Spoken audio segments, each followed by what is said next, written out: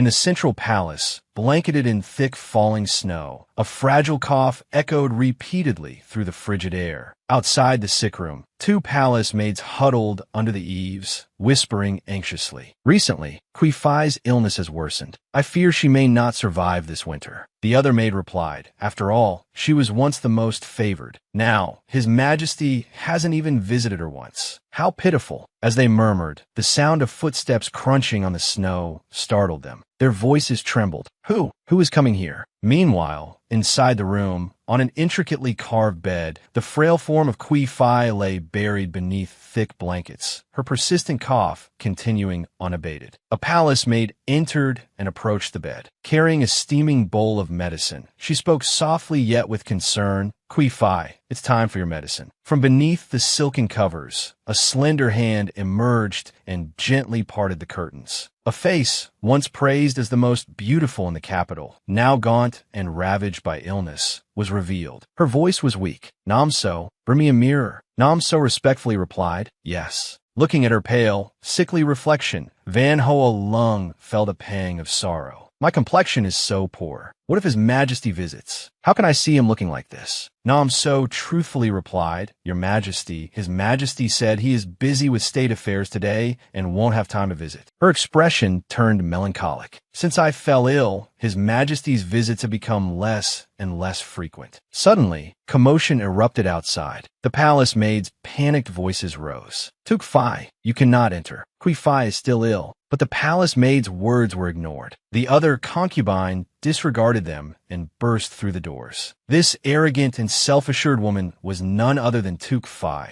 Dung Noyet Dung. She strolled casually further into the room, stopping before Van Queifi's bed, her demeanor unwavering. With a contemptuous look, she sneered at the ailing woman. Oh, so elder sister isn't dead yet. Van Hoa Lung retorted calmly. Disappointing you, isn't it? This one is still very much alive. Dung Noyet Dung, enraged by the implication, glared viciously. Why don't you just die? Van Hoa Lung offered a weak smile, her voice frail, but her words sharp as knives. Tukfi, you usually enjoy pretending to be gentle and kind. Why are you speaking so cruelly today? Or have you finally dropped the act? Unable to contain her fury, Tukfi slapped the Queifi hard across the face. You sickly thing. How dare you occupy the position of Queifi for so long? Your Van family has abandoned you. You're worthless, so just die already. The position of Queifi is mine, and the position of Empress will be mine sooner or later. Clutching her face in pain, Van Hoa Lung glared at her attacker. You dare strike this Queifi. Suddenly, she froze. The surge of anger sent a sharp pain through her chest, leaving her gasping for breath. Despite her labored breathing, Van Queifi didn't back down. She struggled to sit up, warning Tukfi, you dare commit such an offense against your superior. Aren't you afraid of His Majesty's punishment? Zungmui Jung Skop His Majesty. After 7 years, elder sister still hasn't learned. His Majesty has never truly favored you. She lunged forward, gripping Van Hoa Lung's face. You, in your ambition to become empress, acted tyrannically, bullying and oppressing the other concubines, even consorting with officials. Now, you're ravaged by illness. It's all retribution. His Majesty seethes with hatred every day, wishing he could burn you to ashes. Van Hoa Lung was instantly taken aback. Before she could question His Majesty, Tukfi bluntly revealed, Sister, do you know where your illness comes from? Every bowl of medicine His Majesty sends you is poison, meant to send you to hell. She refused to accept it, firmly denying, I don't believe His Majesty would treat me like this. We've had feelings for each other since our youth. He said he loved me, he said.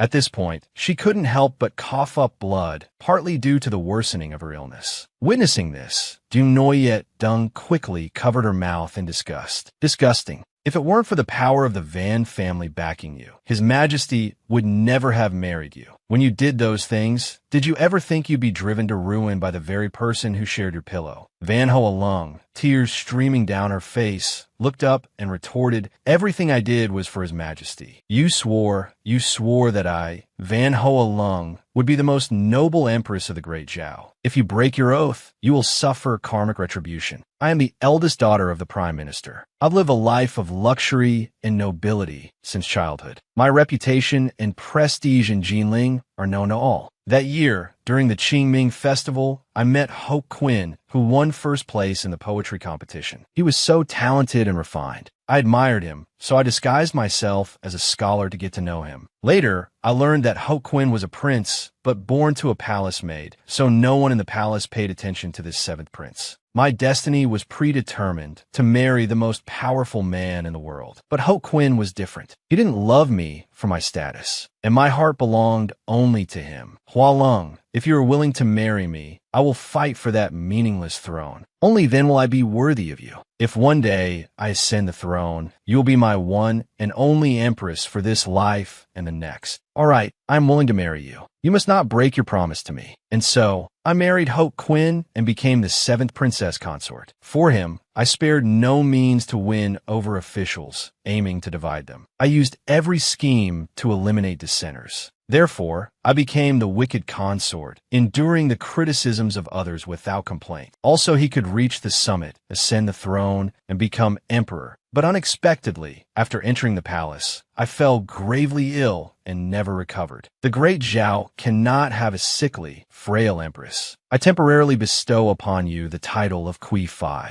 Once you recover, I will officially instate you as empress of the great Zhao. Unexpectedly, my illness lingered for 7 years, 7 dark years.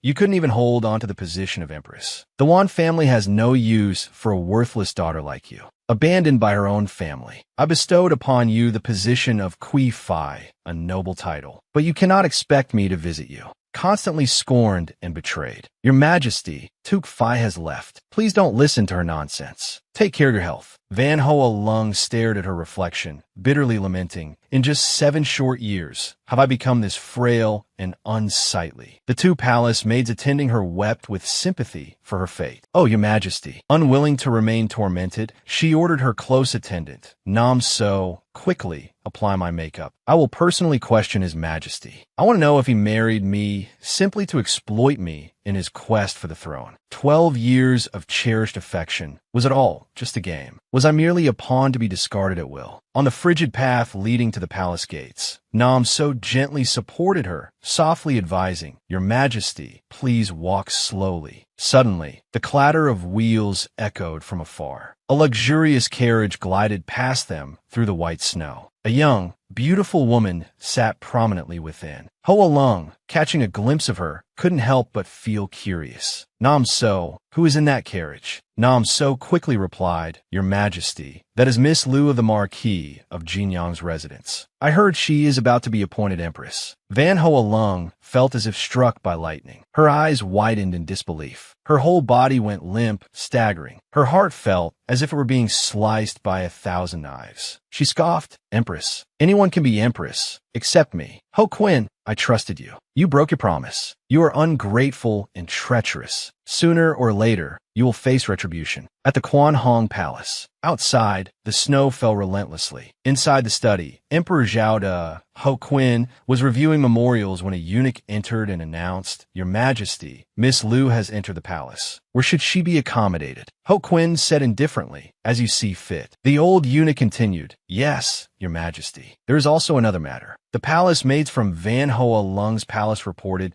that Her Majesty has not taken her medicine for several days now. Despite the seriousness of the matter, the emperor's voice remained cold. Don't bother with her. It's just a petty trick to lure me to see her. Just as he finished speaking, a palace maid rushed in, frantically calling, Your Majesty. Your Majesty. The old eunuch quickly stopped her and scolded, You are a palace made of Queifi. You are in His Majesty's presence. What is the meaning of this frantic behavior? Ho Quinn, focused on his work, asked indifferently, What is it? Nam So, tears streaming down her face, said, Queifi, Your Majesty has taken her own life. Ho Quinn was startled. He angrily threw the book in his hand onto the table. He stood up abruptly and roared, How could she do this? How dare she? Then he turned around and asked anxiously, Did she leave any last words for me? Nam So recounted sorrowfully, Your Majesty. She said she never thought Your Majesty would detest her so. If Your Majesty wishes for my death this much, I shall fulfill your wish one last time. Even if I am reincarnated as a wandering, vengeful spirit, I will never forgive you for your betrayal, for your faithlessness amidst the endless, cold nights of winter. Van Hoa Lung used a hairpin to end her own life. Her body lay still on the pristine white snow. In the 7th year of Chiu Duk's reign, Queifi passed away. 7 days later, in the dead of night, a carriage rattled along a deserted road, surrounded by a gloomy forest. Inside, a voice rang out, unable to conceal its glee. "Did you hear? That wicked Queifi in the palace got her just deserts. She died a terrible death. A woman with such a wicked heart, who committed so many evil deeds. I fear she'll become a vengeful ghost." The person sitting next to her quickly brushed it off with a worried tone. "Don't speak such nonsense. Queifi's tomb is nearby. Today is her 7th day. Keep your voice down. Don't provoke the evil spirits." Opposite them sat a mysterious woman, cloaked and hooded. She gently lifted the carriage curtain and ordered, "Stop the carriage. I want to get off." The driver abruptly stopped and asked in surprise, "Miss, we haven't reached Jinling yet. There's no village ahead, no village behind. Where do you intend to go now?"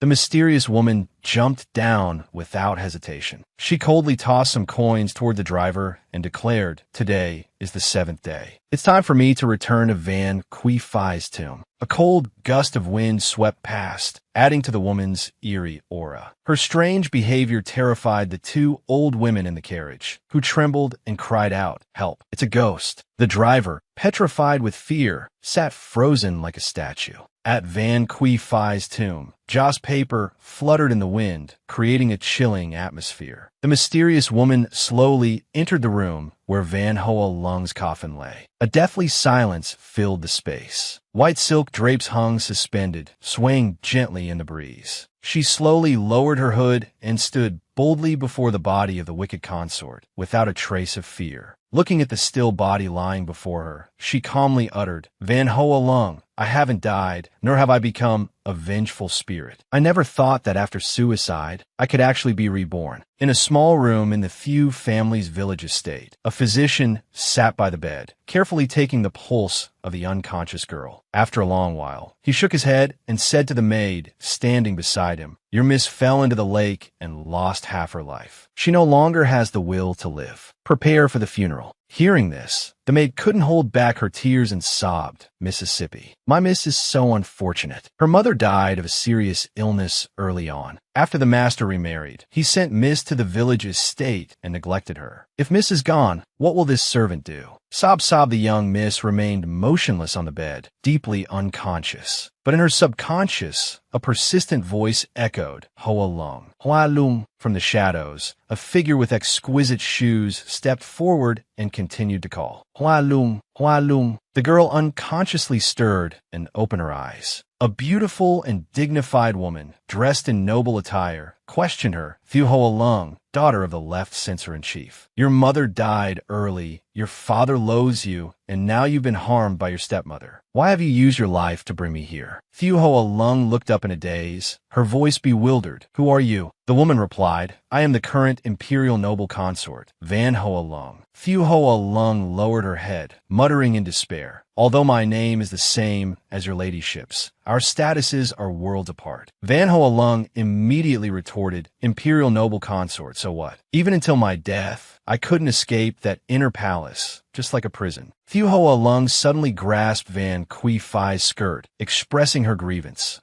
I'm dead. I didn't slip and fall into the water. My stepmother sent someone to kill me. I'm not resigned. I want revenge, but I'm useless. I can't do anything." Having said this, she clutched the skirt even tighter in anguish. Tears streamed down her face as she pleaded with Queifi, "I am weak and powerless. I cannot fight them. But you, with your high position in the palace, you certainly can. I beg you, I'm willing to offer my life to you. Please, help me avenge my death." Van Hoa Lung, looking into Thu Hoa Lung's eyes, filled with resentment and pain, felt a deep empathy welling up inside her. "I too was once trapped in a mire, struggling until death. I understand your pain." She quickly bent down, helped Thu Hoa Lung to her feet, and replied resolutely, "I will help you. If I have the chance to live again, I will definitely avenge you, and avenge myself as well." Thu Hoa Lung smiled contentedly and whispered, "You promise me." Then she gradually faded into nothingness. Back in reality, she grasped Van Queifi's cold hand, or rather, her own hand in her former body, and made up her mind. "I agreed to help Hoa Lung. I will definitely avenge us both." Suddenly, her eyes were drawn to something familiar. This is the bracelet my mother gave me in my past life. I must take it with me. Thinking this, she quickly and nervously reached out to remove the bracelet. But just then, the chilling sensation of a sharp blade against her neck made her freeze. A cold voice whispered in her ear, its tone full of pressure. Audacious thief. How dare you steal from Queifi's tomb? Panic surged through her. Damn, I've been discovered. Hoa Lung, with no other choice, tried to find an excuse. Slowly drawing a small knife hidden in her sleeve, she spoke earnestly, attempting to distract her opponent. Kind sir, please show mercy. I'm not a thief. I have my own troubles, and had no choice but to take Queifi's jade bracelet. The mysterious masked figure responded probingly. Oh, what troubles could you have that require you to carry a hidden knife? As the figure finished speaking, she didn't hesitate to retaliate. Her attacker's skills were considerable, immediately parrying the blow. The two blades clashed, screeching in the silent space. She caught a glimpse of the other person's face. Hoa Lung was startled, thinking that the blue eyes belonged to someone from the long-gone foreign tribes. Suspicious, she sternly asked, "Who are you? Why are you here in Van Queifi's tomb?" Hearing this, a murderous glint flashed in the masked figure's eyes. With a sudden, powerful swing, he knocked the knife from her hand. Quick as lightning, he pressed his own blade against her throat, holding her captive and threateningly growled, "You petty thief, you can barely save your own life, and you dare question others." Just at that critical moment, an authoritative voice echoed from outside. His Majesty has arrived. Both of them froze, startled mid-struggle. Only one thought echoed in their minds. We're in trouble. Hoa Lung wondered in a panic. How did he get here? The masked figure couldn't hide his alarm, whispering His Majesty. Without time to think, he grabbed her hand and pulled her away decisively. The situation was urgent, so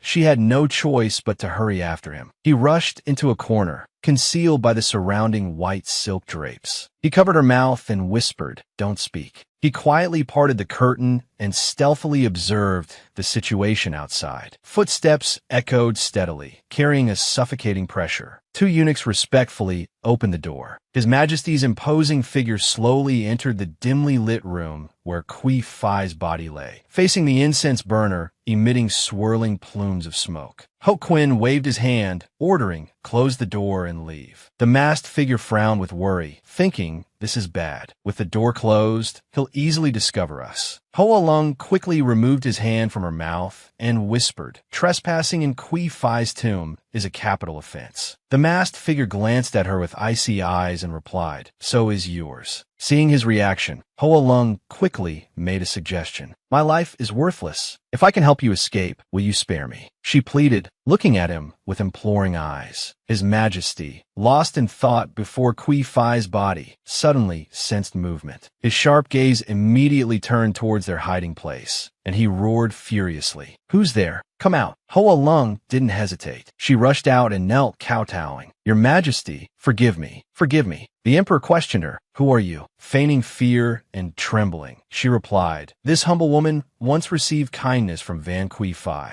I only wish to offer incense for her farewell. Your Majesty, please forgive me." Inwardly, she thought, Ho Quinn, though cruel to me, values his reputation. He definitely won't make things difficult for a commoner. The Emperor stared coldly at her for a moment before speaking. "Light the incense." Hoa Lung looked up, tears welling in her eyes. "Yes, Your Majesty." She quickly rose and carefully offered incense before the deceased's memorial tablet. The dry sound of the incense sticks hitting the censer echoed. A wave of resentment towards Ho Quinn washed over her. "Perhaps you never considered that the Queifi you poisoned is alive and standing right before you. 12 years of deep affection, only to receive your heartlessness in return. Your cruelty has inflicted unbearable pain upon me, trapping me within the walls of this treacherous palace. A heartless husband, a disapproving father, all who have wronged me. I, Van Hoa Lung, would not spare a single one of you." With this thought, she grabbed a handful of gold coins. She scattered them in the air, declaring to herself, "Wait for me. Wait until I avenge Thu Hoa Lung. Our future is a dead end. Only one of us can survive." The rites complete, the Emperor approached and commanded, "You may leave." Hoa Lung bowed her head respectfully. But before leaving, she didn't forget to open the window and leave a few sarcastic remarks. "Consort One once told me she most enjoys the tranquility of the moonlight like this. So, your Majesty has come here late at night, specifically to bid farewell to Consort One, haven't you? Such deep affection, yet not witnessed and praised by the people. What a pity. Finishing her words, she suddenly glanced at the Emperor with eyes full of resentment in the shadows. The masked figure watching couldn't help but wonder, why are her eyes so full of murderous intent? Hualeng said nothing more, but silently left, her figure fading into the quiet night. After walking a distance from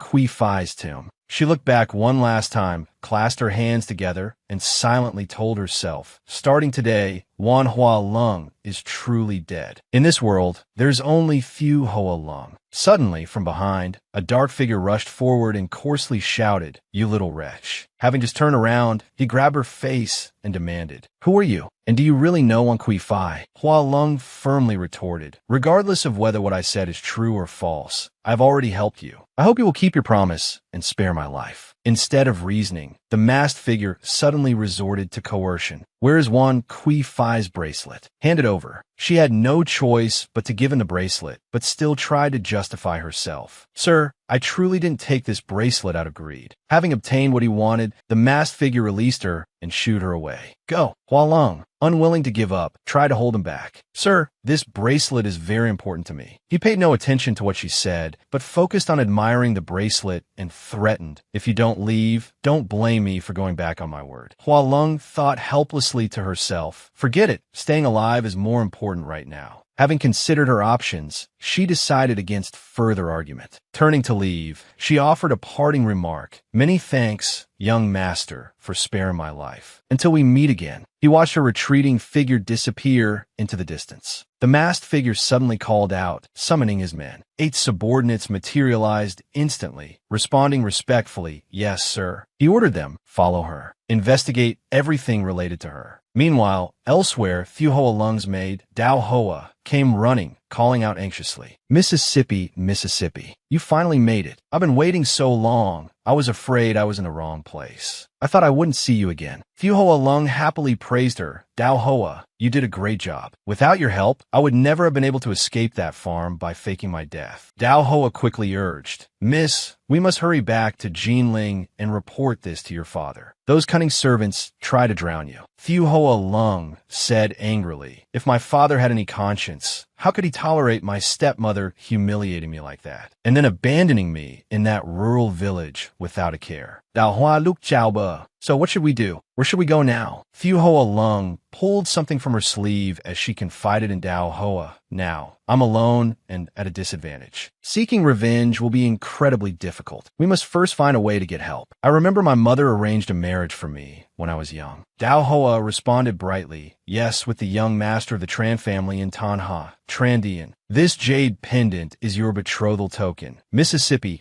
Fu Hualeng gazed intently at the jade pendant, lost in thought about her fiancé. In Fu Hualeng's memories, he was a bright, handsome, and gentle young man. Snapping back to the present, she frowned and sighed. Out of the blue, a fiancé appears. How annoying. Dao Hoa, beside her, offered encouragement. "Young Master Tran is a good person. If he knew you were in trouble, he would definitely help." Hearing her maid say this, Hualeng's eyes lit up. Excitedly, she told Dao Hoa, "Let's go. Let's go to Tanha and find my fiancé first. Let's see if he's willing to help me." The 5th day of the 7th month of the Zhaoda era. Snow fell, blanketing the entire palace in white. The palace maids were still busy with their work. Amidst the freezing weather at Tamden Gate, Tukfi, Yang Noyet Dung, and her 2 close maids were kneeling on the snow-covered brick floor. She was so cold that her hands were clasped together, her breath misting in the air. The maid kneeling beside her said worriedly, "Your Highness, you've been kneeling for 3 hours. If you continue like this, your health." Just then, the sound of a door creaking open was heard. Creak! An elderly eunuch poked his head out and asked, "Consort Tuk, are you still kneeling?" His Majesty said that no matter how long you kneel, he will not see you. Tukfi hurriedly pleaded, "Eunuch Li, please put in a good word for me. I truly didn't try to harm Queifi.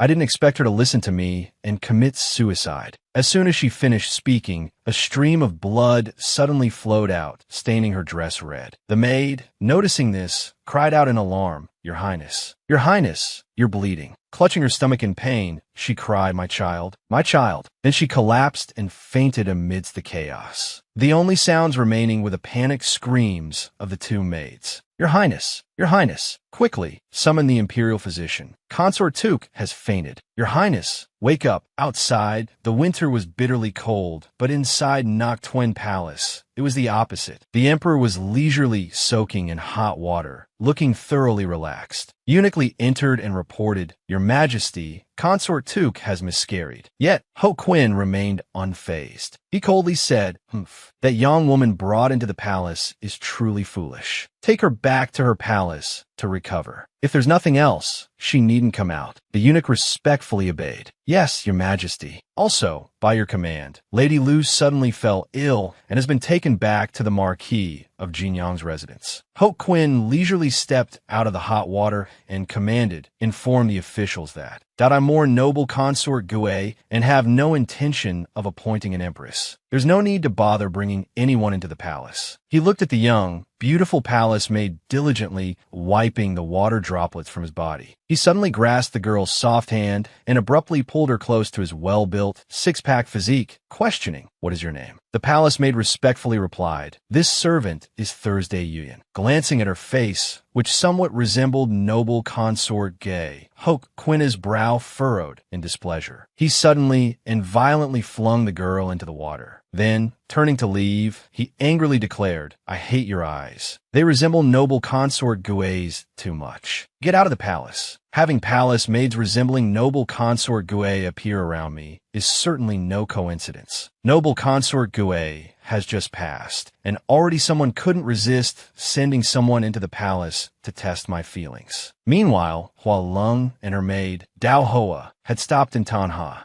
Dao Huayat kimi not no Miss Tanhais shall booting. Suddenly, from up ahead, the lively chatter of two commoners reached them. Hurry up, the wedding at the Tran residence is a grand affair. Let's go get some lucky money. Hua Lung couldn't help but wonder the Tran residence. Could it be? Dao Hoa, hearing their words, quickly ran over and inquired, Excuse me, sir, which young master of the Tran family is getting married? The tall man casually replied, Why, it's Tan Ha's talented young master, Trandian, of course. The shorter man beside him quickly interjected, shooing her away, Little maid, don't ask anymore. If we're late, we won't get any lucky money. Hua Lung, confirming that it was indeed her fiancé, felt a pang of sympathy and thought. I can't believe this Tran D and didn't keep his marriage promise. He dared to betray me and marry someone else. Truly, all men in this world are heartless and fickle. Thinking of this, she clenched her fists in anger, cursing under her breath. So two-faced, Dao Hoa, beside her, asked with concern, Miss, what should we do? Her mind made up, while Lung reassured her maid, Don't worry, I will definitely help you get justice. She quickly instructed Dao Hoa, Hurry, go to the Tran residence. At the Tran residence, the wedding was taking place amidst great fanfare and bustle. Elder Master Tran and Madame Tran were beaming with joy as they received congratulations from the guests. Congratulations, congratulations. Young Master Tran and Miss Vong are truly a match made in heaven. Outside, a voice suddenly announced, The bride has arrived. Amidst the expectant gazes of everyone present, the bride, Vong Lin Ni, with a gentle demeanor, was led by the groom, Tran Di, into the wedding hall. They looked truly happy. Just as the officiant began to recite the ritual words, First bow to heaven and earth, Hua Lung stormed in and shouted, Stop. You cannot perform this ceremony. Everyone around was startled and began to murmur, Who is this girl? How rude. How dare she interrupt someone's wedding? Where did this girl come from to cause trouble? An old woman stepped forward and asked loudly, Miss, who are you? Today is a joyous occasion for this family. Why are you here to cause a disturbance? Hua Lung declared resolutely, I am from the Thieu family of Kim Lang. I am the fiancé of young Master Tran Di and of the Tran family. May I ask why the Tran family is breaking their promise and marrying someone else today? The main hall immediately erupted. Officials from both families and the wedding guests buzzed with chatter. Ah, she is the real fiancée of young Master Tran. So who is the fiancé today? What is going on here? In the tense atmosphere, Madame Tran, unable to contain her anger, pointed at Hua Lung and shouted, Impossible. Miss Thieu's stepmother clearly told me that Miss Thieu had passed away from a serious illness. You are an imposter. Where did you come from, daring to impersonate someone and disrupt the Tran family's wedding? Someone Get this imposter out of here. Hualeng, unfazed, retorted, Madame Tran says Miss Thieu has passed away, but have you ever seen her body? Have you attended her funeral? Have you ever lit a single incense stick for her? Her sharp question made Madame Tran pause. Flustered, she stammered, "And no, never. Although I never witnessed Miss Thieu's death myself. Do you have any proof that you are Miss Thieu?" Hualeng glanced at Tran Di and inquiringly, "May I ask, young Master Tran, since you wish to break off the engagement and marry someone else, have you returned the engagement token to Miss Thieu?" Tran Di answered awkwardly, "I was heartbroken to hear of Miss Thieu's passing. My mother said the engagement token had been taken care of, so I'm not sure." Hualeng quickly turned back to Madame Tran to continue her questioning. "Madam, can you clarify? Have you returned the engagement token and officially broken off the engagement?" Struck where it hurt, Madame Tran seemed to choke, her voice hesitant as she tried to evade the question. "Today is An's wedding. I don't want to talk about breaking off the engagement." Hualeng immediately retorted, "Is it that Madame Tran doesn't want to talk about it, but doesn't dare to?" At the same time, she suddenly pointed at the bride and bluntly exposed the truth. "If Madame Tran won't speak, then I will tell everyone. Years ago, my mother and the Tran family arranged a marriage and gave an engagement token to Tran Dian. And now, that token is hanging on the bride's sash. How is that possible? This is the engagement token the Tran family gave to me." Hualeng calmly asked, "May I ask, Miss Vong, is the character Lung engraved on the back of this jade pendant?" Vong Lin Ni glanced at the jade pendant in her hand and realized the truth. She stammered, "Yes." Madame Tran said this jade pendant was especially for me, praising my refined taste. "How could you know this?" Hualeng honestly revealed, "This jade pendant is carved from purple Mo sun jade. One half was a birth gift from my mother. The character Lung is my courtesy name, and the other half, engraved with the character N, is currently in my possession." As she spoke, she held up her own jade pendant for everyone to see clearly. Then she suddenly glanced at the two elders of the Tran family, demanding an explanation. How could Madame Tran explain this? The evidence was clear, leaving Madame Tran speechless and stiff. She stammered, unable to utter a word. Beside her, old Master Tran could only hold his head in his hands, powerless, not daring to meet the scrutinizing gazes of the guests. Not stopping there, Hualeng added a threatening remark. "I will go to the magistrate and ask what the punishment is for stealing someone else's property." The surrounding crowd was once again shocked and began to murmur. Heavens, stealing someone's engagement token and not returning it is truly shameless. Is Madame Tran really such a person? That Miss Thieu is so pitiful. Tran Di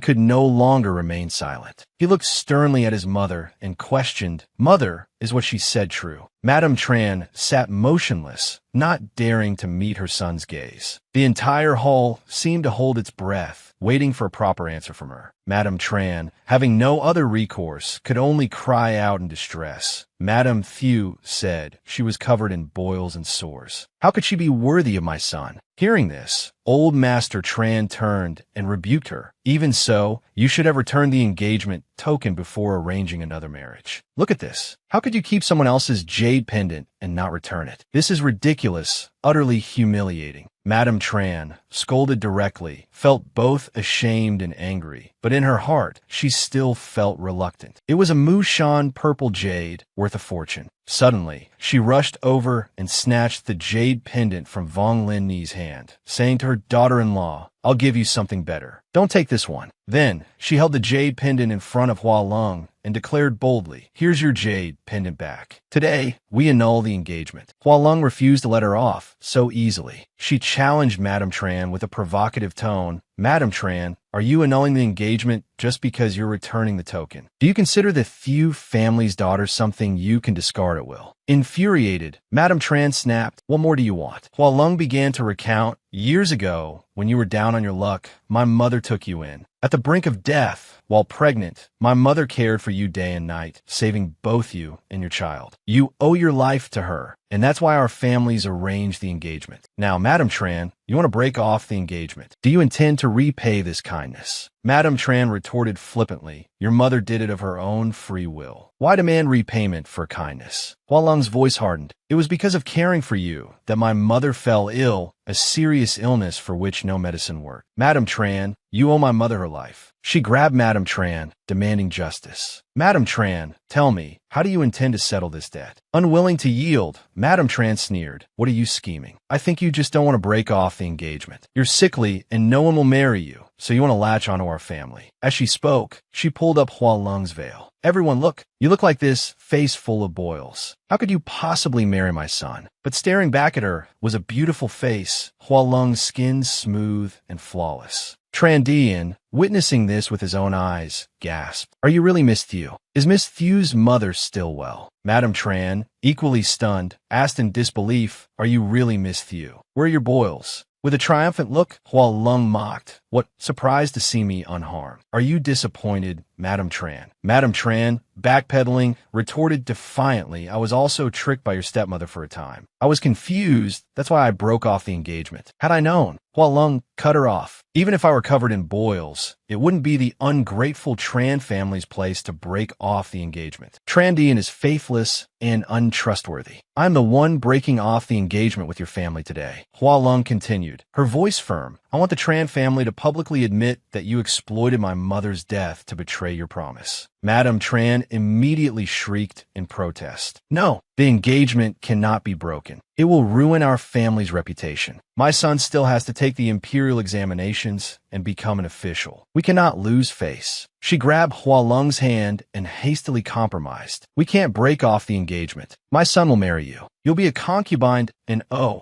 secondary wife. How about that? Vong Lin Ni, tears welling in her eyes, cried out in indignation. No, you can't do this. This is humiliating. You're making me a laughingstock. Hualeng quickly yanked her hand back, causing Madame Tran to stumble and fall. Looking down at Madame Tran sitting pathetically on the floor, Hualeng sneered. Madame Tran seems to have lost her mind. She glared at her and warned, do you expect me to repay kindness with kindness now? Madame Tran's face hardened, looking as if her blood pressure was about to spike. Seeing this, Master Tran quickly ordered the maids, take Madame outside. Don't let her have a fit here. He then approached Hualeng to negotiate. Miss Hua, this public airing of grievances will damage both our reputations. I'm willing to compensate you with money. Name your price. Suddenly, from among the guests, a handsome young man burst out laughing, drawing everyone's attention. Master Tran scratched his face in confusion and asked, Master Bui, what are you laughing at? Master Bui responded bluntly, his voice dripping with sarcasm, a life, a marriage agreement, and you think you can settle it with money. I'm laughing at your hypocrisy. You're trying to trick Miss Hua into accepting money so you can accuse her of extortion, aren't you? The crowd began to murmur. Miss Hua clearly has integrity. She just wants an explanation. How could she be after money? They're treating her like a beggar, trying to dismiss her with money. Hualeng smiled gratefully. Thank you, Master Bui, and thank you all for speaking up for me. However, if Master Tran is willing to compensate me, why wouldn't I accept? Master Bui frowned in disappointment. I wanted to help you, but I didn't expect you to be so greedy. She calmly presented her reasoning. Greedy? Haha. The young master is mistaken. Why should the Tran family be at fault, while I have to be the perfect victim, suffering in silence? Master Bui was speechless. He closed his eyes briefly, as if to hide his helplessness. He turned to leave,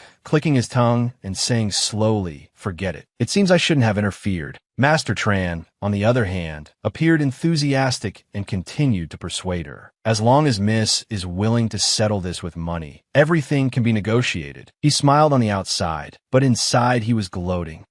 Making such a fuss, isn't it just for money? Hualeng wasn't about to let him off so easily. She smiled faintly and spoke cryptically. I'm afraid I've disappointed Master Tran. I can accept money, but it's not what I truly desire. Master Tran was stunned. Miss Hua, how can you go back on your word? Hualeng chuckled and retorted, going back on my word. Isn't that what I learned from the Tran family? Master Tran immediately became irritated and shouted, then what do you want? She simply replied, justice. I only want fairness. Hearing her answer, the expressions of Tran and Vong Lin Ni became worried. Tran and stealthily glanced at his bride-to-be with a look of apprehension. He then looked at Vong Lin Ni Ni, who was silently weeping. He couldn't help but feel remorseful and tightened his hand, determined to act. Tran Dian stepped forward boldly and bowed his head, admitting his guilt. Miss Hua, you are right. My family did break off the engagement without cause and greedily kept the jade pendant. I cannot justify these offenses. I'm married now. I absolutely cannot be fickle. I can't shirk my responsibilities in front of my wife. I, Tran Dian, am willing to announce to the world that the broken engagement was entirely our family's fault. Father, bring me paper and brush. I want to write a letter of apology to Miss Thieu.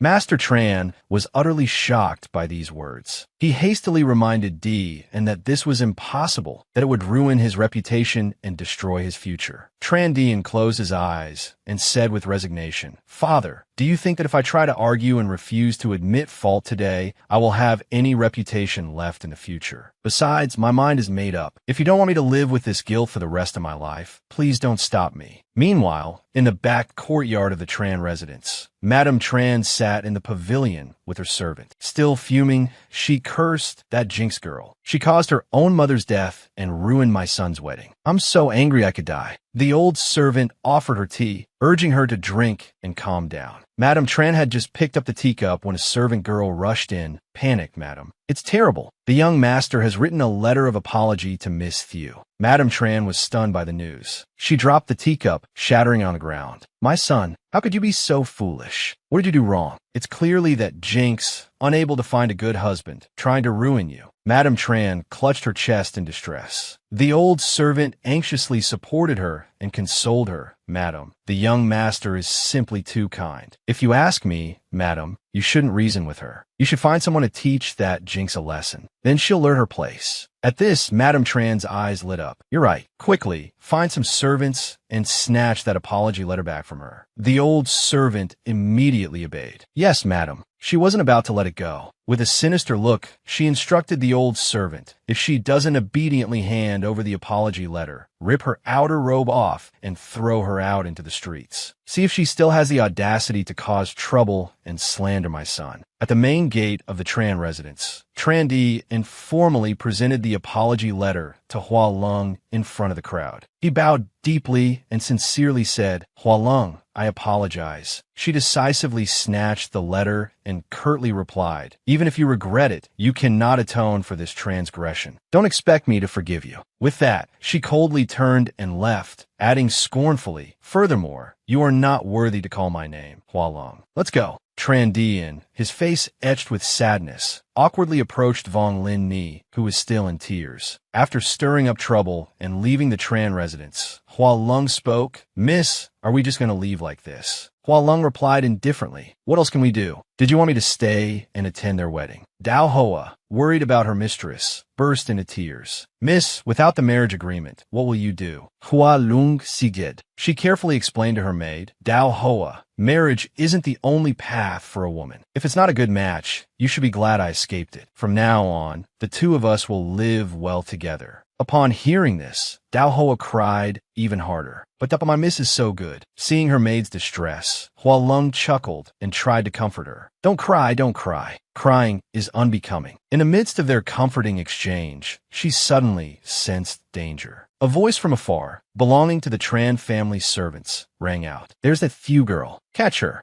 Dao Hoa also quickly recognized the old servant who had been standing next to Madame Tran. Servants from the Tran household, armed with sticks, were rushing towards them, looking menacing. They were clearly up to no good. Without hesitation, Hua Lung grabbed Dao Hoa's hand, and the two of them ran for their lives before the menacing group could reach them. Dao Hoa fearfully asked, Miss, what should we do? Hua Lung quickly suggested, run, Dao Hoa. We'll each run in a different direction. Try not to get caught. I'll find you later. Dao Hoa hats the obey. Zets, Mis. The two separated and continued to run. However, as soon as Hua Lung turned in a different direction, the servants behind suddenly increased their pace. Don't worry about the maid. Just catch the one called Miss Thieu. Hua Lung thought nervously, oh no, they're only targeting me. In this precarious situation, she suddenly saw a carriage ahead. Why is there a royal merchant's carriage here? Despite her confusion, she had no other choice but to climb into the carriage to hide. They're almost on me. so there's no time to think. I'll just borrow this place to hide for a bit. Outside, the servants continued their aggressive search. One angrily shouted, "Where's that damn girl? I clearly saw her running this way." Another reminded him, "Search carefully. Don't miss a single spot." Madam said whoever gets the apology letter gets double the reward. If we strip that girl's outer clothes and throw her out on the street in disgrace, the reward is 10 times that. Inside the carriage, Hualeng, sitting in the enclosed compartment, shuddered at their words. Madame Tran's methods are truly cruel. If I fall into their hands, I will surely lose all my honor. Just then, a man lifted the curtain, inviting another inside and saying, "Master Bowie, the Jade Guanyin has been in Tanha for 10 years. If we don't hear anything about it at the Tran family wedding today, should we return?" Master Bowie immediately snapped his fan shut. He resolutely replied, "Next month is my grandmother's birthday. It's the treasure she has been searching for 35 years. I must find it." His subordinate quickly urged the horses into motion. Master Bowie sat back comfortably in the carriage, his expression deep in thought as he pondered how to find the treasure. But suddenly, a slight movement from the enclosed compartment caught his attention. Master Bowie didn't hesitate. He flicked open the carriage's curtain with his fan and demanded, "Who's there? How dare you hide in my carriage?" Inside sat an unfamiliar, yet somehow familiar, young woman. Her face revealed a flicker of embarrassment at being discovered. When they finally saw each other clearly, they were both taken aback. Master Bowie stared, speechless for a moment. Then, in surprise, he shouted, "You." His voice echoed, reaching the ears of his subordinate who was driving. The young man quickly slammed on the brakes, bringing the carriage to a halt. Hualeng, caught off guard, lost her balance and stumbled forward. She fell right into Master Bowie's arms, landing on top of him in a compromising position. Their faces were so close that they could feel each other's breath. Her eyes were wide, unblinking, filled with awkwardness and embarrassment. Master Bowie, annoyed, snapped, "Get off me." Outside, Madame Tran's servants had caught up and were approaching. "Stop, we're pursuing a thief. The suspect may be in your carriage. Everyone inside, come out now." Master Bowie's subordinate warned them, "You've got some nerve. Do you know whose carriage you're stopping?" The old servant shouted back defiantly, "I don't care who you are. Even if it's the King of Heaven himself, you have to come out. If you don't, we'll search the carriage ourselves." Hualeng covered Master Bowie's mouth. "They're here for me. Don't say a word." Master Bowie struggled against her. "Why should I help you?" Thinking quickly, she offered, "If you help me get rid of them, I'll tell you where the Jade Guanyin is." Master Bowie's eyes lit up. He quickly removed her hand and agreed. "All right, I'll help you. But if you try to trick me,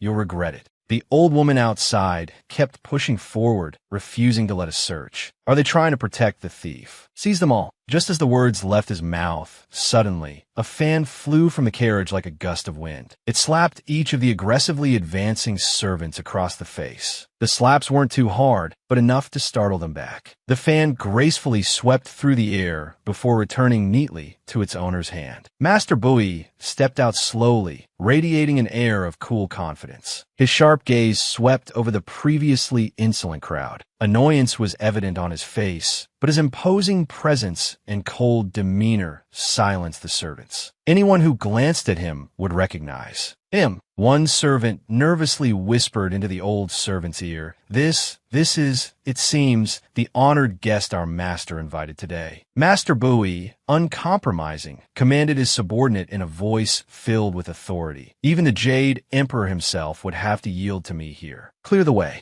"Yes, sir," the subordinate replied, respectfully drawing his sword. Without much delay, the carriage resumed its journey, leaving the bruised and battered servants sprawled on the ground. Inside, Master Bowie sat calmly with his legs crossed, exuding an air of nobility. Hualeng watched Madame Tran's servants through the window. She worried to herself, "The Tran household is a hidden danger. I must leave quickly." And this man, so he's the infamous, prodigal young master of the Bowie family, the foremost merchant family in the royal court, as the rumors say. She then clasped her hands respectfully. "Thank you for saving me, Master Bowie." Impatient, Master Bowie replied, "No need for such polite pretense. I help you on one condition. Tell me, where is the Jade Guanyin?" Hualeng answered honestly, "I'm afraid I must disappoint you. The Guanyin has been destroyed. You needn't waste your time searching for it." Hearing this, Master Bowie became instantly furious.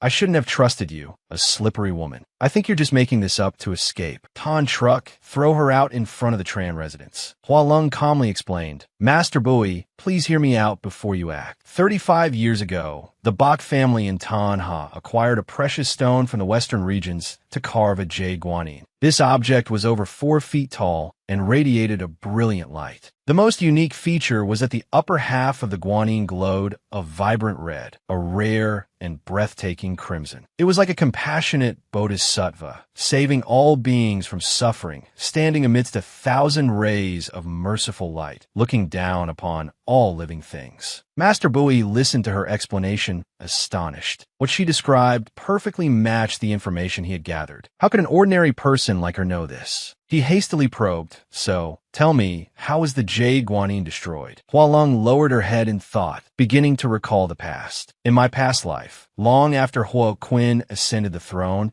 he didn't fulfill his promise to make me his empress. My family, the Van, specifically offered the jade guanine to curry favor and solidify my position. Unexpectedly, the Serenity Vase was filled with poison. Huo Qin discovered it and, in a fit of rage, smashed the guanine. It shattered into many pieces. Prime Minister Van truly has eyes and ears everywhere. Did he bring poison into the palace to warn me? Or did he intend to poison me directly? Impossible, Your Majesty. My father is absolutely loyal. He would never harbor treacherous intentions to harm you. Consort Van, you are in the palace, yet your thoughts are only with the Van family. The evidence is clear. Do you still wish to protect your father? This concubine wouldn't dare. But, Your Majesty, don't forget my father's contributions in helping you ascend the throne. You cannot easily condemn him and chill this concubine's loyal heart. Consort Van, are you threatening me? Are you saying without the Van family, I wouldn't be emperor?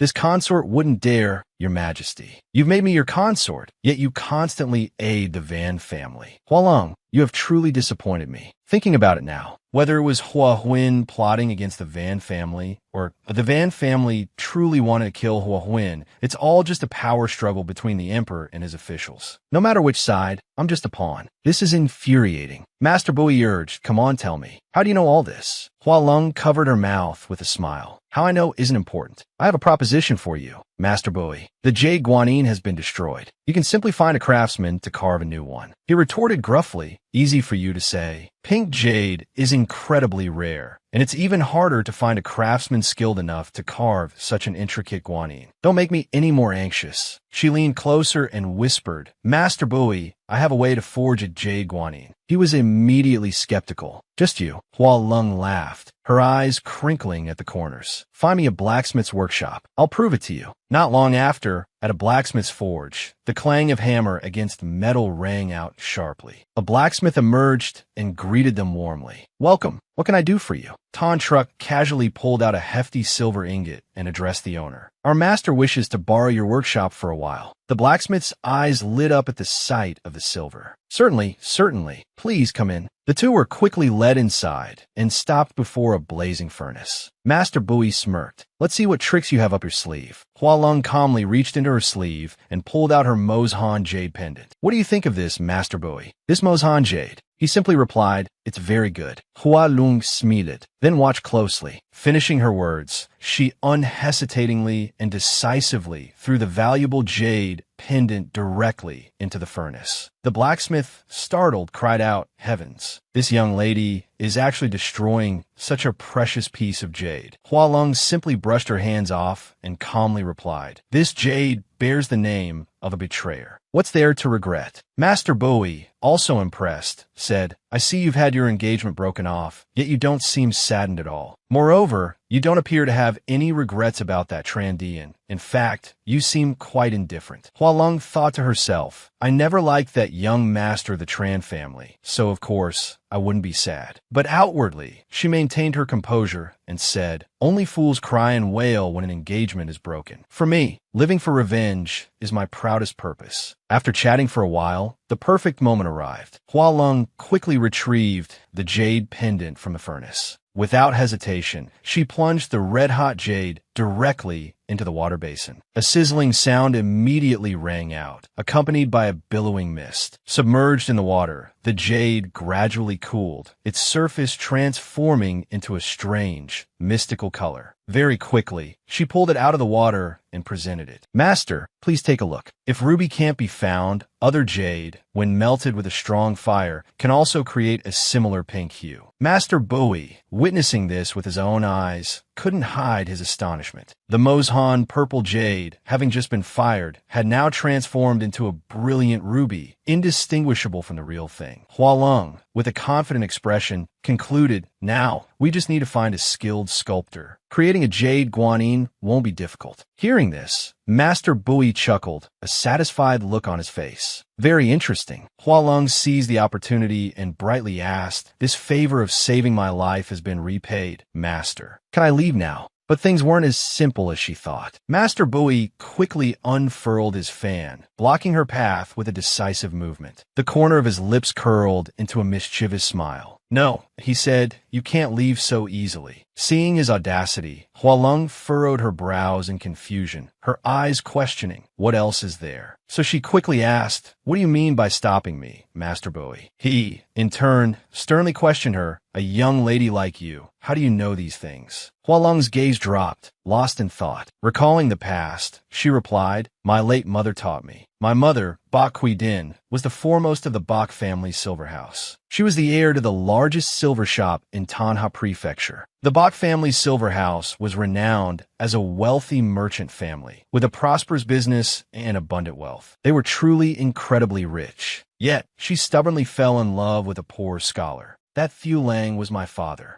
Din, you've come. Lang, I brought you some pastries. You're so good to me, Din. I don't want to let you down. Let's get married." All right, I agree. Father, please consent to our marriage. Please don't forbid us. Father, please let us be together. We truly love each other. I only want to marry Thieu Lang in this life. Please grant us our wish. Don't talk nonsense. A poor scholar like you, how can you be worthy of my daughter? The Bak patriarch didn't agree to their union, so the two eloped that night. Din, you gave up your wealthy life at the Bak house for me. Do you regret it? Lang, I don't regret it. After they were married, Bak Din gave birth to Thieu Hualong. Gradually, she passed on the Bak family's craftsmanship to her. "My dear Hualong, look at this flower hairpin from the Bak family's silver house. Just one glance, and you know it was made by your maternal grandfather. Mother, you're so beautiful. Mother, why are you crying? Mother, why are you crying? I miss my maternal grandfather. I've sent letters, but he never replies. My husband won't let me go back either. I don't even know how father is doing. Time flies by so quickly.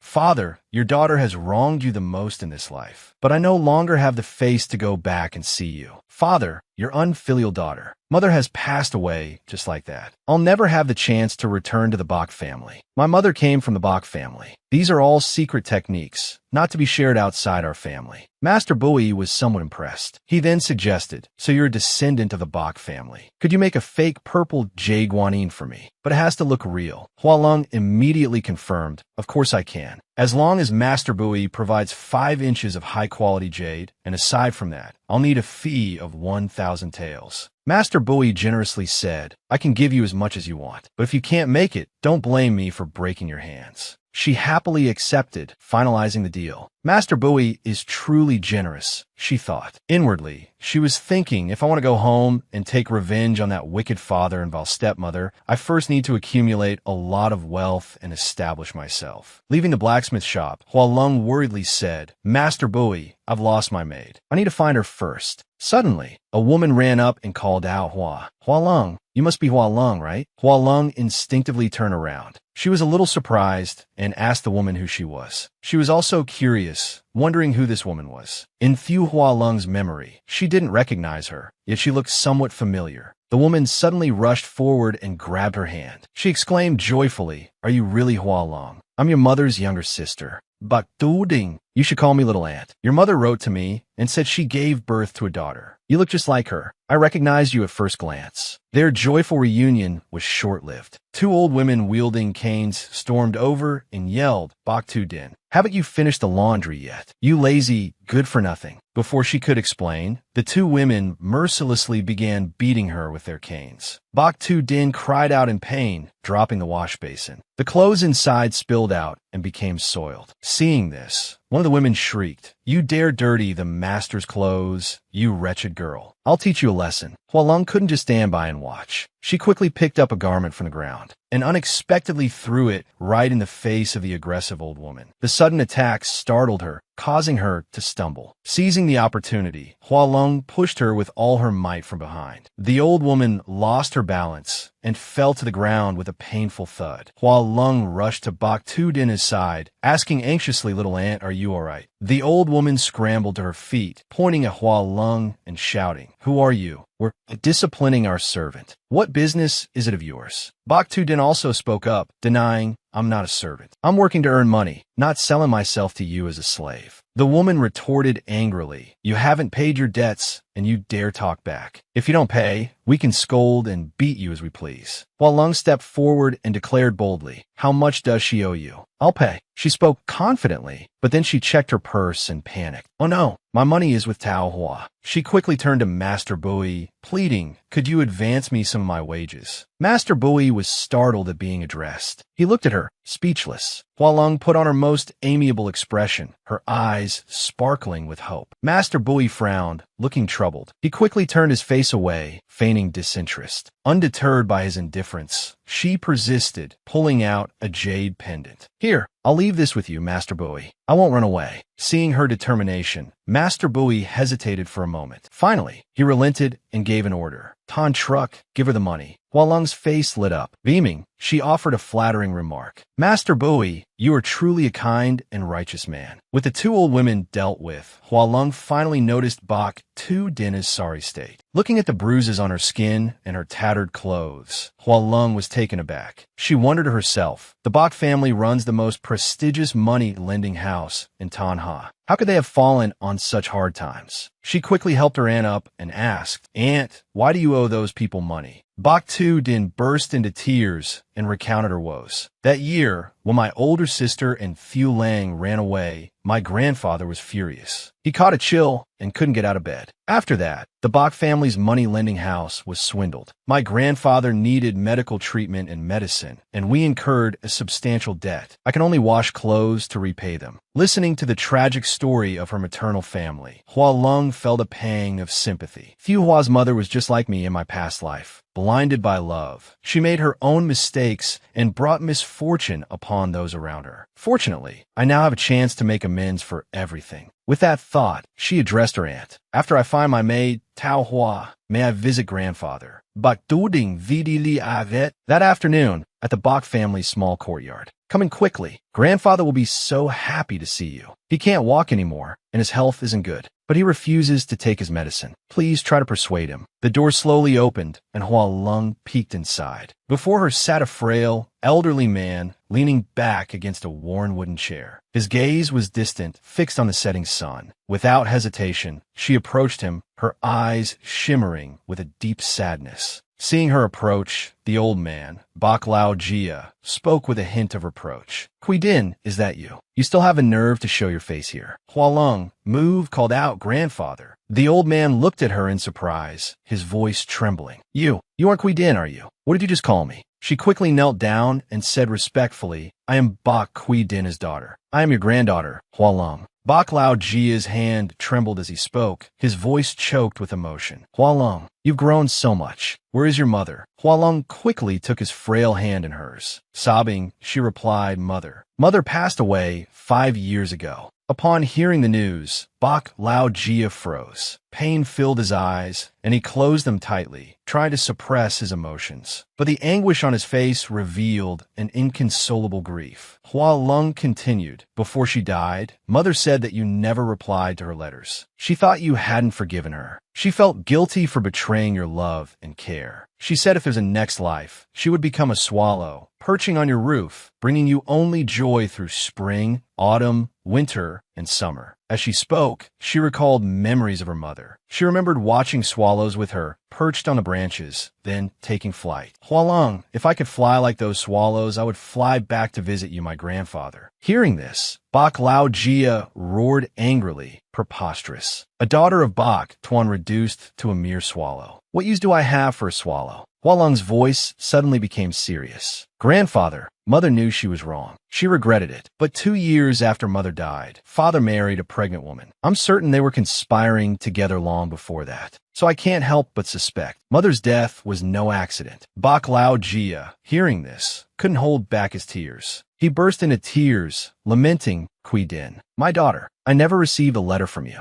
From the very beginning, I knew Thulang was no good. That's why I forbade you from marrying him. Hua Lung's eyes hardened as she comforted him. Mother meant no harm. She was just too kind. She shouldn't have died so bu ming bu bai li. Grandfather, please rest assured. I will definitely find out the truth. In her heart, she resolved, I will take back everything Thu Hua Lung lost. Seeing her resolve, the old man replied with satisfaction, Good, good. This is truly my granddaughter. After reuniting with Bak Lao Jia, Hualong didn't forget to inquire about the silver shop. Aunt, tell me clearly how the silver shop was lost all those years ago. Tell me everything. Bak Tu Din recounted sadly. That year, after your grandfather suffered a stroke, we were preoccupied with his treatment and neglected the business. There was an order we couldn't deliver on time. Initially, we planned to just compensate them, but unexpectedly, that order was a trap set by Engying Swan Silver Shop. They demanded 10 times the compensation. Engying Swan Silver Shop came to collect the debt every day. I was powerless and could only transfer the silver shop to them, so I could focus on caring for your grandfather. Hua Lung asked, Why are you asking about this? She then boldly declared, I want to take back the Bak family silver shop. Bak Tu Din exclaimed worriedly. The Bak family silver shop is now in the hands of Engying Swan Silver Shop. They're all cunning and ruthless. Hua Lung, don't provoke them. She calmly reassured her aunt, Don't worry, I'll figure something out. Master Bui suddenly spoke up sarcastically from behind. What nerve? You, with no money and no power, how do you plan to take back the silver shop? Annoyed, Hua Lung turned around and questioned, Master Bui, haven't you left yet? He replied leisurely, Of course I have to keep an eye on you.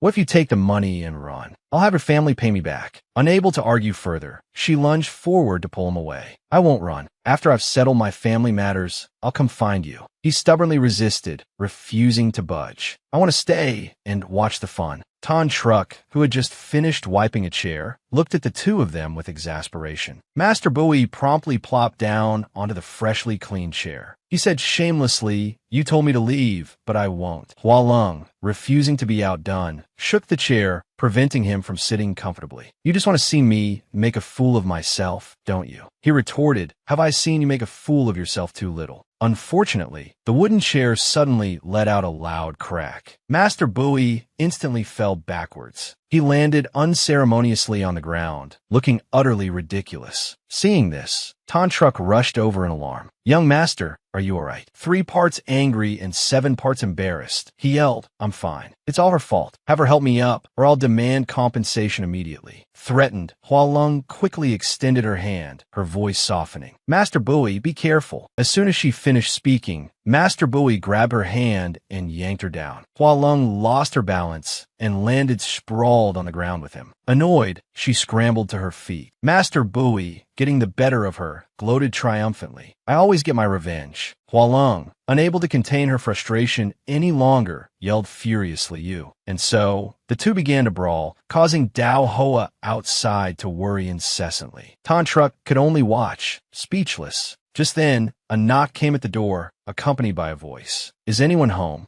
Bak Tu Din rushed to the door. Upon opening it, she saw a young man. Curious, she asked who he was looking for. The young man quickly replied, Is this the maternal home of Miss Thu? I'm Tran and may I ask if Miss Thu is here? Hua Lung, in the midst of a brawl with Master Bui, abruptly stopped. Tran, what are you doing here? Tran, witnessing the equally matched fight, exclaimed in surprise, Miss Thu. Master Bui, why are you two together? Both of them shouted in unison, None of your business. What's it to you? The blunt reply left Tran in speechless and bewildered, suddenly the center of attention. He quickly explained, I heard my mother sent someone to make trouble for you. So, I inquired about the location of your maternal home. Hua Lung interrupted, her voice firm. If the Tran family insists on forcing this, then I will risk everything to perish together with you all. Tran immediately denied this. No, I specifically came here to apologize. This matter is due to my mother's stubbornness and refusal to change her ways. Seeing you safe puts my mind at ease. I've taken her to the temple to pray for blessings. She won't come to bother you anymore. Master Bui, arms crossed, observing the scene, sarcastically remarked, finally said something sensible. Hualeng turned and said coldly, I hope you can do as you say. If there's nothing else, leave. Vong Lin Ni, from inside a carriage, suddenly spoke. Wait a moment. Miss Thieu, may I have a word with you? Hualeng turned back at the sound of her voice, slightly surprised. Miss Vung, is something the matter? A while later, the sky had darkened and filled with stars. The two met in a quiet corner of the courtyard. Vong Lin Ni suddenly pulled out a stack of banknotes. She personally handed it to her and sincerely said, Miss Thieu, this is compensation for my husband and me. It's not much. I hope you don't mind. Hualeng was a little surprised by this action, but she quickly waved her hand in refusal. I already made myself clear at the Tran residence today. I don't need money. If Miss Vong wants to use money to silence me, then give up that idea. Please leave. Vong Lingyi imeditan gozet ho. No, I don't mean that. I just hope Miss Thieu's anger will subside soon. Hualeng couldn't help but feel curious. You're openly helping Tran Di, and aren't you bothered by what happened between him and me? Vong Lin Ni sincerely replied, At first I was angry, but then Dian wrote me a letter of apology. I want to face this hardship with him. After saying that, her expression became resolute. Holding the stack of banknotes in both hands, she sincerely offered them, hoping Hualeng would accept. Seeing her determination, Hualeng hesitated for a moment. To accept the money without guilt, she said, In that case, I also have a gift for Miss Vong. This is Tran Di's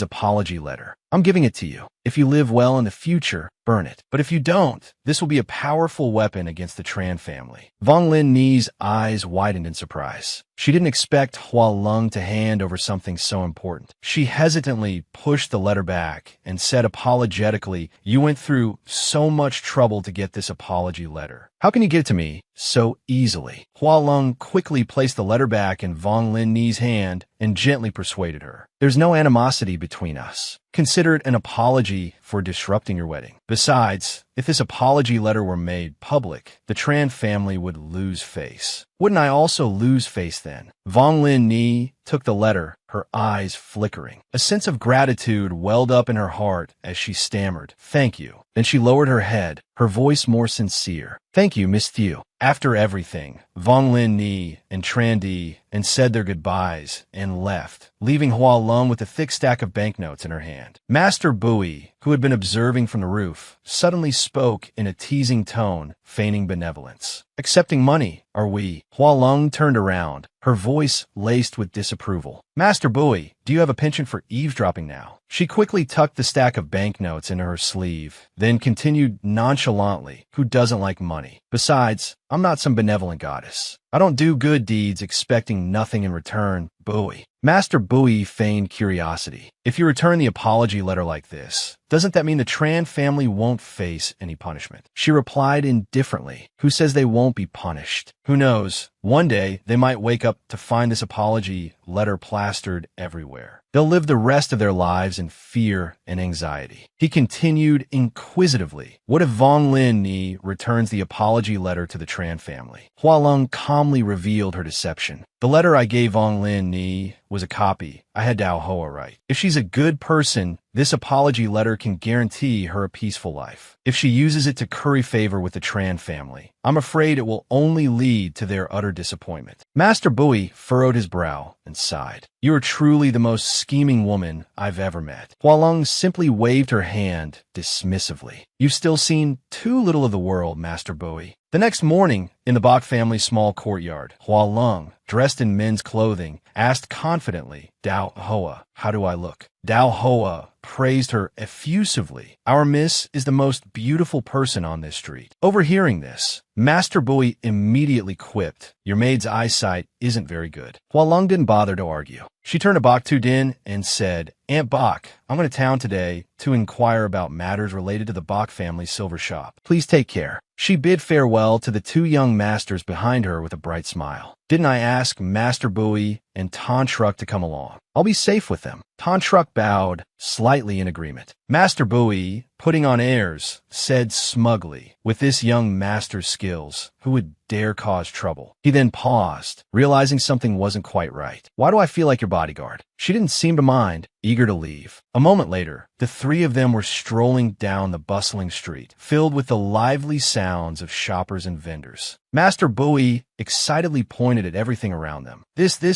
and this. I want them all. Hua Lung scowled, her voice about to erupt. Master Bui, how much more do you intend to buy? He ignored her, chuckling smugly. Aren't you pretending to be my servant today? Behave and follow me. He continued his shopping spree, picking up a grasshopper made of coconut leaves, his face alight with excitement. I didn't know the commoner's market had so many toys. Hua Lung, beside him, struggled under the weight of his purchases. Seeing her plight, Tantruk offered, "Let me carry some of that for you." Tears welled up in her eyes. "Tantruk, you're so kind." Suddenly, at a street corner, a commotion drew everyone's attention. A puppet show. Let's go see. The puppeteer announced. The play is about to begin. Today, we continue the story of the cunning and treacherous noble consort. Right after the noble consort fell ill, the Tukfi consort, whom she had previously humiliated, patiently waited for the right moment. To gather evidence of her abuse of power for personal gain, harming the nation and its people. She then presented it to His Majesty. In the end, the noble consort died suddenly. It was her retribution. The audience cheered excitedly. She deserved it. Somewhere in the crowd, someone yelled, "Remember to like the video and subscribe to the channel, everyone." Master Bui watched with a weary sigh. Truly, even stories of the royal family are fabricated and spread far and wide. Hua Lung suddenly spoke, her voice low. "We should go. We have matters to attend to." Master Bui feigned confusion. "Why? Shouldn't we stay and hear the rest?" It's such an interesting fabrication. But when he looked closely, he noticed the tears welling up in the corners of her eyes. Master Bui was surprised. "Do you sympathize with that noble consort one?" Hua Lung sadly expressed. "The people think noble consort one was cruel, but I think she was pitiful." Master Bui calmly remarked, "She must have been scheming to climb to the position of noble consort. And those accusations against her weren't fabricated." She quickly turned, her voice thick with resentment. "Do you also think she deserved to die?" Master Bui patted her shoulder and shared his thoughts. "The path to becoming emperor is paved with unimaginable schemes, supreme royal power, the vastness of the Tuong Fu, and yet a woman bears the brunt of the blame. It's truly laughable." Meanwhile, in a corner of the street, a red-haired man sat in a carriage, secretly observing them. He slightly lifted the curtain and reported to the person inside, "Master, I've investigated thoroughly. She is Thieu Hua Lung from Minchao District. Her father is Thieu Lang, the left censor-in-chief. Her mother, Lady Bach, passed away when she was 12. The mysterious figure in the carriage tapped their fingers thoughtfully. Then, resting their chin on their hand, they murmured Thieu Hua Lung. Wan Hua Lunch. Her name is the same as the deceased noble consort. Can such a coincidence exist in this world? Please subscribe to our channel for the next episode and other exciting videos. Thank you.